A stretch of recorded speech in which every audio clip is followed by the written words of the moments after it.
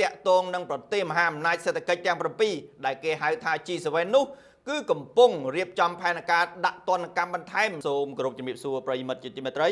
ថ្ងៃដើមសប្តាហ៍នេះជួបជាមួយខ្ញុំធីរ៉ុមនិងវិភាគជូនប្រិយមិត្តនៅតម្លៃប្រេងឆៅអន្តរជាតិដែលកំពុងស្ទុះឡើងគួរឲ្យកត់សម្គាល់នេះបាទតម្លៃប្រេងឆៅអន្តរជាតិសហរដ្ឋអាមេរិក WTI បានហក់ឡើងថ្លៃជាបន្តបន្ទាប់នៅ2សប្តាហ៍ចុងក្រោយនេះដែលបានឡើងថ្លៃប្រមាណ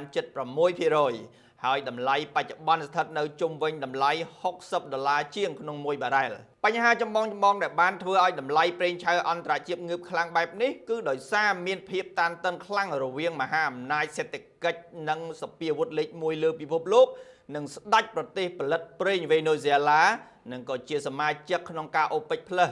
នោះបានកើនឡើងកម្ដៅហៀបនឹងផ្ទុះហើយបាទនេះបើយោងតាមគេហទំព័រ Trading Economic បានចេញផ្សាយបន្ថែមលើនេះទៀតដំណើរការនៃកិច្ចចរចាសន្តិភាពរវាងប្រទេសអ៊ុយក្រែននិងរុស្ស៊ីហាក់នៅមានភាពយឺតយ៉ាវនិងនៅមានភាពប្រទាំងប្រទិសនៅចំណុចមួយចំនួនក្នុងកិច្ចព្រមព្រៀងនៅឡើយបូកផ្សំប្រទេសអ៊ុយក្រែននៅតែបន្តប្រើដ្រូនពិឃាតកំទេចទីតាំងប្រេងរបស់រុស្ស៊ីឥតស្រាកស្រានផងនោះយោងតាមសារព័ត៌មាន Reuters កាលពីថ្ងៃសុក្របានចេញផ្សាយនៅព័ត៌មានដ៏សំខាន់មួយទាក់ទងនឹងប្រទេសមហាអំណាចសេដ្ឋកិច្ចទាំង7ដែលគេហៅថា G7 នោះគឺកំពុងរៀបចំផែនការដាក់ទណ្ឌកម្មបន្ថែមលើការនាំចេញប្រេងរបស់រុស្ស៊ី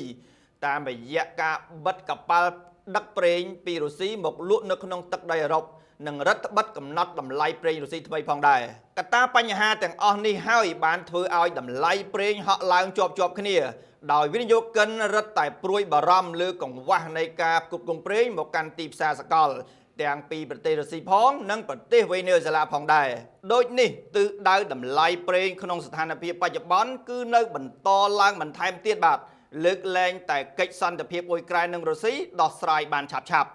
និងកម្ដៅអាមេរិកនិងប្រទេសវេណេស៊ុយអេឡាត្រឡប់មកធូរស្រាលដូចដើមវិញបាទសូមអរគុណប្រិយមិត្តដែលបានតាមដានទស្សនាការវិភាគរបស់ខ្ញុំតាំងពីដើមដល់ចប់បាទសូមជម្រាបលា